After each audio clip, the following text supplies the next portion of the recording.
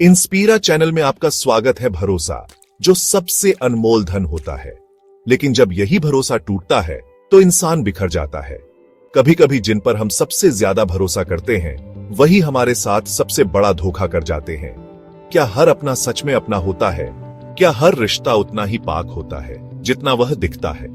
आज मैं आपको एक ऐसी लड़की की कहानी सुनाने जा रहा हूं जिसका भरोसा उसी ने तोड़ा जिसे वह अपना सबसे बड़ा सहारा मानती थी। ये कहानी है रुकैया खातून की, जो गांव से अपने सपनों को पूरा करने दिल्ली आई, लेकिन यहां उसे अपने ही भाई की साजिश का शिकार होना पड़ा।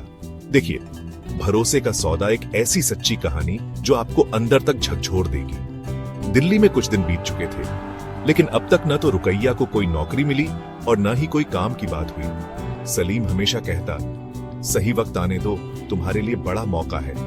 फिर एक दिन उसने कहा, कल तुम्हें एक बड़े आदमी से मिलवाऊंगा जो तुम्हारी काबिलियत देखेगा।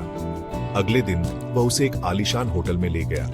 वहां एक अधेड़ उम्र का आदमी बैठा था। सलीम ने मुस्कुराते हुए उसका परिचय करवाया। ये मेरी कजिन है, बहुत मेहनती और स्मार्ट लड़की। वह आदमी उसे ऊपर से नीचे तक घूरने लगा। उसकी निगाहों से रुकैया असहज हो गई। तो क्या तुम मेरे साथ काम करने के लिए तैयार हो? उस आदमी ने पूछा। रुकैया ने सकुचाते हुए कहा, पर काम क्या है? सलीम ने उसकी तरफ देखा और धीरे से बोला, बस इन्हें खुश कर दो, फिर तुम्हें बड़ी नौकरी मिलेगी। रुकैया अवाक रह गई।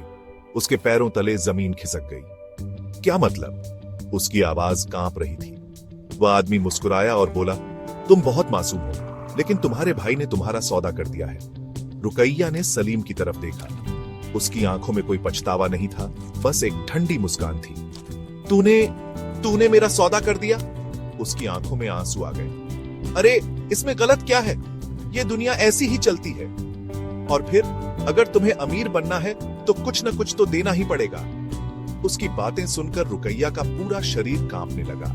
जिस इंसान को वह अपना भाई मानती थी, उसने उसकी इज्जत को ही बाजार में उतार दिया था। रुकैया किसी तरह वहां से भाग निकली और सीधे पुलिस स्टेशन पहुंची। उसने सलीम के खिलाफ शिकायत दर्ज करवाई। पुलिस ने तुरंत उसे गिरफ्तार कर लिया, लेकिन उसकी दुनिया बिखर चुकी थी। गांव वापस जाने की हिम्मत नहीं थी, क्योंकि वहां लोग उससे सवाल करते और शायद कोई यकीन भी नहीं करता।